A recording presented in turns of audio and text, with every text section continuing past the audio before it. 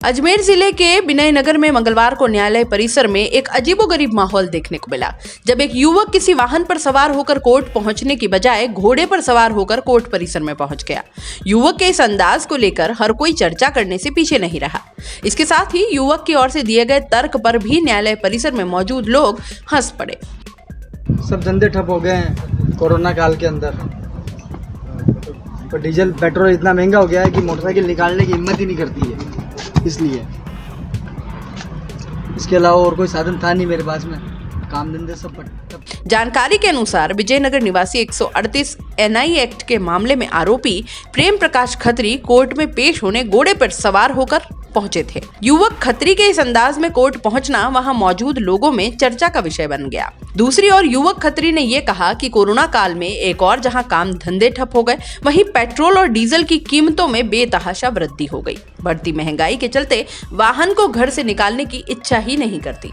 नतीजतन घोड़े पर सवार होकर वह कोर्ट परिसर पहुंचकर अपनी तारीख पेशी पर उपस्थित हुआ। दूसरी ओर खत्री के अधिवक्ता अशोक शर्मा ने बताया कि कोर्ट में विचाराधीन 138 NI एक्ट के सुनील बनाम प्रेम प्रकाश प्रकरण में तारीख पर उपस्थित हुआ था। घोड़े पर सवार होकर कोर्ट पहुंचे खत्री का तर्क ये था कि पेट्रोल और डीजल की बढ़ती दरों और कोरोना की मार से आर्थिक हालात खराब हैं। खत्री के इस तर्क को सुनकर कोर्ट परिसर में मौजूद हर कोई हंस पड़ा, लेकिन घोड़े पर मौजूद खत्री अपनी पेशी के बाद वापस अपने घोड़े पर बैठकर घर की ओर निकल लिए। दोस्तों, CBC न्यूज आपके सहयोग से लगातार बढ़ता जा रहा है। स्वतंत्र पत्रकारिता का सहयोग करने के लिए आपका धन्यवाद। सबसे पहले तो जिन लोगों ने हमारे चैनल को सब्सक्राइब नहीं किया है, तो पहले सब्सक्राइब करें, जिसका कोई शुल्क नहीं लगता और बड़ा आसान है। बस नीचे दिख रहे लाल सब्सक्राइब के बटन को दबाना है और पास में दिख रहे बेल आइकन को भी दबाना है, ताकि आपको अपने CBC न्यूज के हर अपडेट्स मिल सके। हमारे इंस्टाग्राम पेज और फेसबुक पेज को भी लाइक करें, फॉलो करें, वहां पर भी आपको मिलती है तरह तरह की अपडेट्स। हम पूरे राजस्थान से आपके लिए लाते हैं वो खास खबरें जो आपके लिए जरूरी है, और वो भी पूरी बेबाकी के साथ।